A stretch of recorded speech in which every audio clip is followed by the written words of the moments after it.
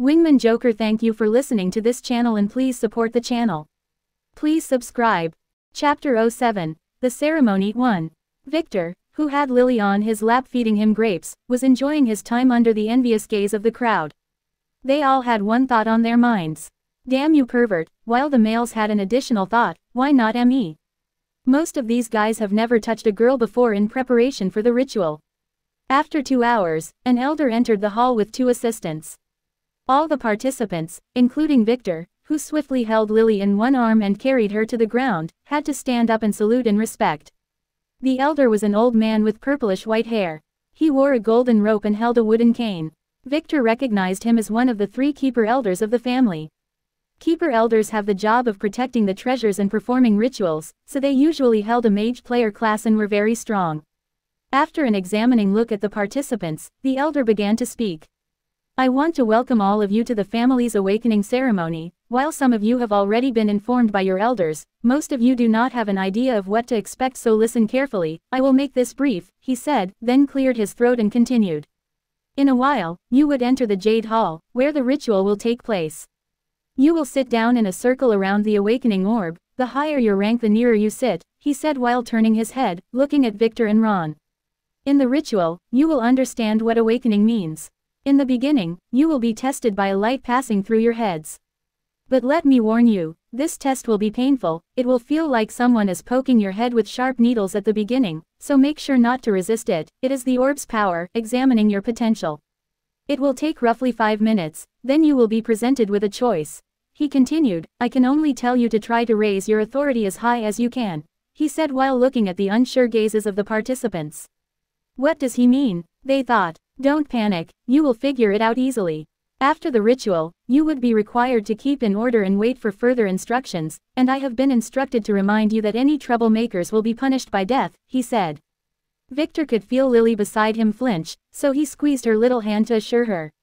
Follow me, the elder ordered them, then turned around and stepped out of the hall, and the crowd quickly followed him, headed by Victor and Ron.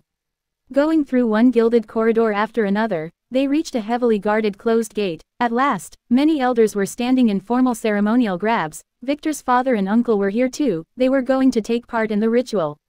The elder stopped and knocked on the door 3 times while speaking with an incomprehensible voice. Suddenly the gate shone with a faint blue halo and opened to reveal an oval hall decorated with green jade slabs on the walls and shiny black marble floor. In the center of the hall, placed on a raised pedestal, was a sky blue colored fist-sized throbbing orb. It was as if there was a living heart inside of it. Looking at the orb, Victor could not help but remember his past life. At that time he had no knowledge of the mysteries of the world and could only be amazed by such treasure. He was so anxious back then he almost fainted. This mysterious orb is an A-level rare natural artifact. It has only one use, granting player status to its users. It's not the only way for someone to be a player. In fact, there are countless methods, but every method or artifact has its rules and bonuses. While this orb was not the best awakening artifact, it belonged to the top tier, and for the current him it was the only way available. And after awakening, an artifact like the orb will have no use for a player. Now go inside orderly and sit on the ground near the orb, and wait silently, the elder sternly said before moving to the side to grant passage to the participants.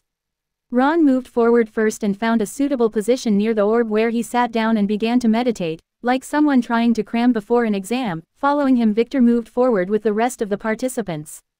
He seemed to be undecided where to sit, but after more than half of the crowd were seated he moved forward and ordered one random girl to move and make a place for him and his maid.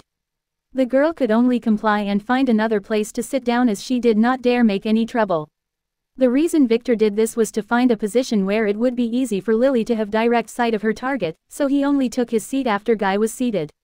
The distance from the orb did not really matter as long as he was inside its sphere of influence. When Lily took her seat behind him he turned his head and winked at her. She responded by nodding. She knows what she had to do. After waiting a few moments for everyone to be seated, the elder pounded the ground with his cane. Then he began chanting with the rest of the elders who strode into the room and surrounded the participants, forming a polygon of light between their outstretched hands. The orb seems to respond with the throbbing blue light in it getting stronger every beat. Victor reached his hand to the back and tapped Lily on her legs, signaling her to be ready. Then it happened. A bluish-white light shot from the orb and filled the entire room, blinding everyone. The participants had no time for astonishment.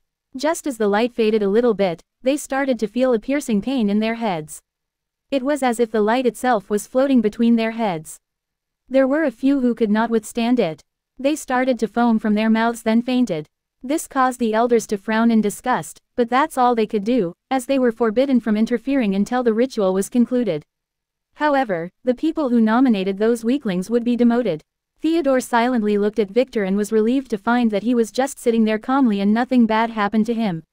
There may be a chance. He tried to convince himself, then returned to focus on the ritual.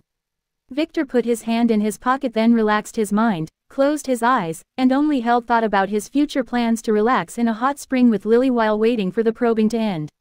This is the first part of the ceremony. The orb was now probing and examining the potential, suitability, and bloodline of every candidate. The orb does not differentiate between good and evil, it has no emotions, but it will always be affected by the rules of this world. It is like a machine executing its program.